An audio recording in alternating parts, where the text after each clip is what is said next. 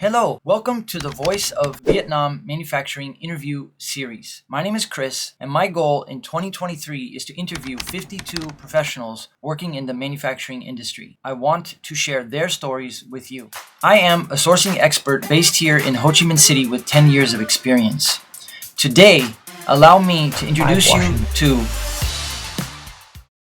in the wool industry. My understanding is, there's woven, there's fabric that's woven, made with wool yarn, the flat knit, which is the thicker sweater fabric, which is made with wool, and now there's more and more like t-shirt fabric that's made with wool, so circular knit.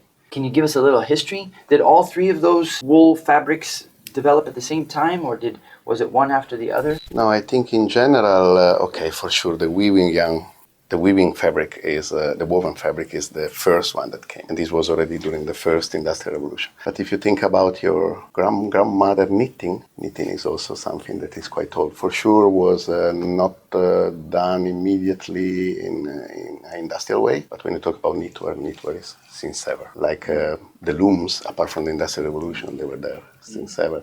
You can find the wool garment from the Romans. So it's really something lost in the time. There is not really a special evolution. When we talk about the last years, based on my experience, before was, when I started, was mostly weaving, and knitting was also a quite important part. Flat knitting was more related not to t-shirts, but to underwear next to skin. And maybe it was double-faced, like cotton inside and wool outside, or things like that. The flat knitting is not necessarily a thick sweater. Could be a very thin merino sweater. The thick sweater for sure depends on the wool that you're using. So if you use a coarse wool, you can make a coarse yarn out of it. And I don't know if you imagine these Norwegian sweaters. These are really thick. Or these Shetland wool sweater. These are kind of depends. You can also have some very light flat knitting garments to wear under the jacket in a suit and so on.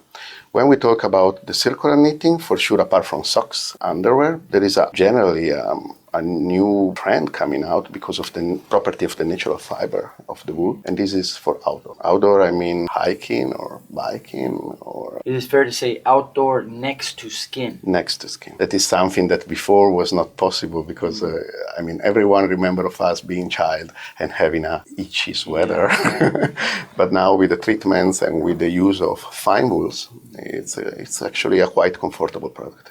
Thanks for listening. Is your business struggling because of delays out of China or quality control issues in India? When is a good time to explore Vietnam and get answers to your questions? I offer 8 webinars each month. Every Wednesday, 1 in the morning, 1 in the evening. I cover various topics like comparing China to Vietnam, comparing the north to the south of Vietnam, talking about small quantity versus large quantity. One of the webinars focuses on the first 3 steps that you need to get started working with factories in Vietnam. I also allow for 20 minutes at the end of each webinar for questions and answers. So if you join the webinar, prepare your questions and I'll do my best to answer. Links to join the webinar are in the description below, or you can use the link for Calendly and schedule a one-on-one chat with me. Let's work together to find the right factory fast. I wish you all the best and look forward to meeting you one day here in Vietnam.